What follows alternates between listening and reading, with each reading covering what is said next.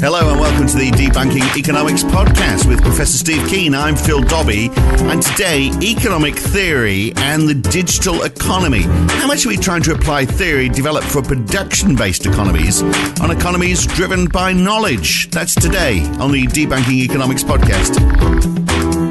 Well, look, if you look at almost all conventional economic theories, they all revolve around economies where people make stuff, physical stuff, like the labor theory of value. We look at how much it costs to make things based on people and energy and distribution costs.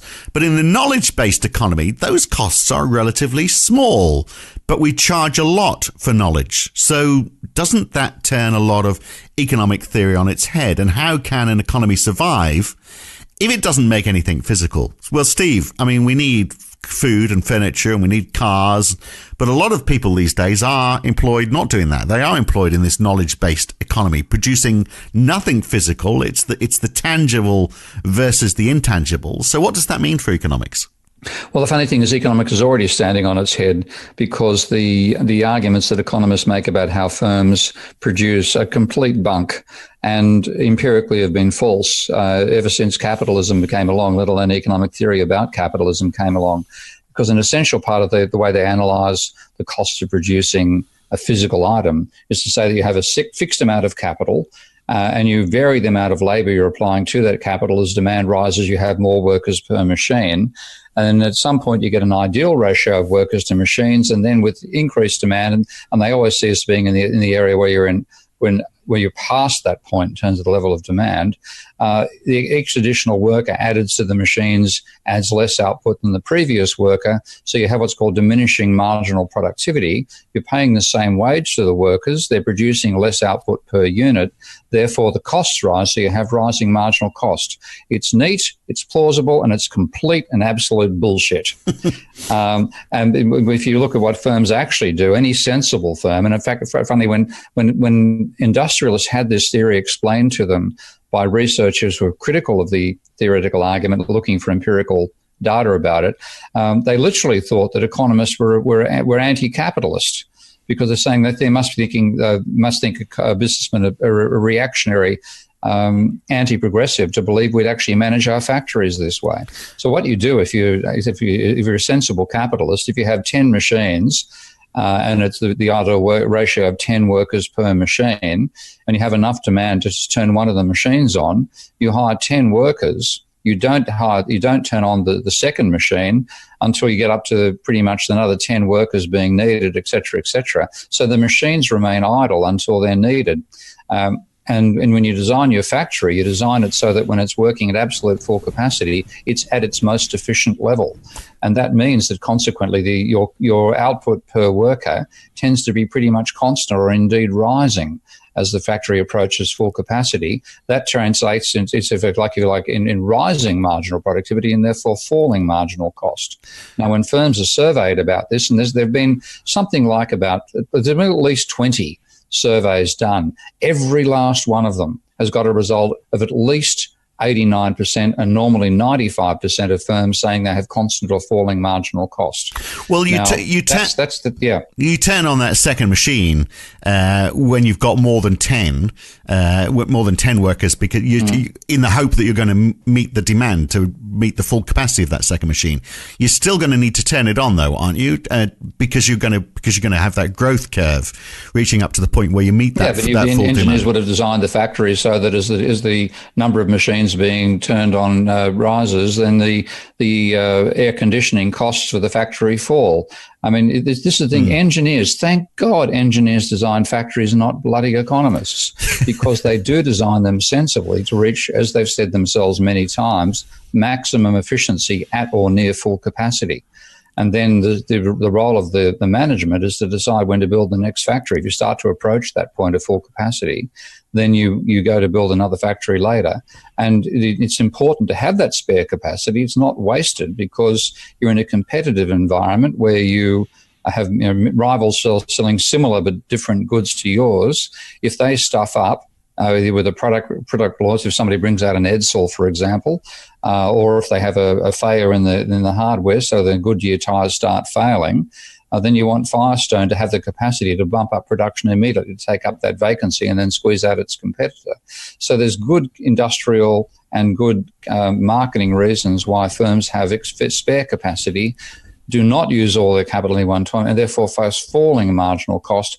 But so that what I'm saying is that the economic theory is wrong to begin with. And now what you're throwing in, as you talk about the digital economy, is that you have things which are produced with effectively zero marginal cost. Yeah. Exactly. I mean, I make a piece of software. It's all sales from there here on in. I just need to maximize my returns by selling as many as possible. It's not going to cost me any more to produce it. Well, there are other parts. Well, I mean, any software package has bugs. Speaking as an expert in designing software, sure. And but those costs apply whether you've sold 10 or whether you've sold 10 million. You have to have a larger call center. You've got to train more staff about it, et cetera, et cetera. I mean, I have a software package, Minsky, as you know, which has a call center of one, a programmer of one, a bug tester of one, and they're all the same person. Yeah. When you start expanding, then you have you have to put a hierarchy together. You have a call center in one location. Usual office sourcing crap would normally be used by most of them, and you therefore you do have some marginal cost, right, with expanding it. But you're talking a much smaller percentage of your total revenue is going on. Yeah, you fixed in this case. Again, the one thing that economists found when they asked industrialists about how do they manage their companies, they expected them to understand the ideas of fixed and variable costs. And even Alan Blinder, 1999, asking about prices, a major study covering 15% of America's GDP. He thought the same thing, and he found when his PhD students went along interviewing people face-to-face to remove any confusion about the answers and the questions, they said that most of them didn't have a real concept of fixed versus variable costs. But when you look at things like software, the fixed costs are by far your development costs. And you have to have a large, there's a large period of working out the feasibility of a software package. There's then getting enough money to finance it. You have huge financing costs. The venture capital costs in software can be huge. And then you've got to market the whole damn thing. All these are big costs. But then once you've got it actually established and selling, like they take, for example, the classic being Microsoft Office. Pardon me, I meant Microsoft Office. That markets itself. And in that sense, then you have a very low level of constant per unit marginal cost as you have to expand your call centers as more people become victims. Pardon me, I meant customers. I'm not even aware that they had a call center to solve. I thought you had to fix all the problems with Microsoft Office yourself. I'm having great fun right now with Microsoft on my big laptop. There's an Alienware thing. I've got a 32 gig of RAM. The bastard. Every time I log in, we are unable to log you into your account. Right. And everything goes back to default bloody settings. And I'm pulling what I've got left of my hair out. And can I call anybody to ask about it? You click up. Yes, I know exactly what you mean. You get caught in that bloody infinite loop of getting to the fax. Fax sounds a bit like another word. Well, this brings me nicely onto my next question, really, because if it's so bad, why I got faxed. I've been faxed by Microsoft, yeah. If it's so bad, why is a competitor not there? And this brings up the whole question of scale in this digital economy. How come companies become so dominant and there isn't somebody taking on Microsoft Office and providing an alternative? Well, that again comes down to the not the first mover advantage, because there are many packages before Microsoft came along. But once you've got dominance in an area like that, you can basically get the same situation that IBM used to operate under, which was, quote unquote, nobody ever got fired for buying IBM. And I used to say, yes, but somebody should have. Well, if you are a lawyer for IBM, before you sue us, listen to that in context. Listen to the full version of this podcast. And to do that, you need to subscribe at debunkingeconomics.com. Choose one of these subscription plans in the right-hand column, or become a supporter of Steve Keen on Patreon. Pledge $10 or more support each month to his work in researching a better way forward for economics. And if you pledge that level of support, then you get access to this and all the other podcasts in this series. They come out once a week. We'll have another one for you next week with Steve Keen. I'm Phil Dobbie. Thanks for listening.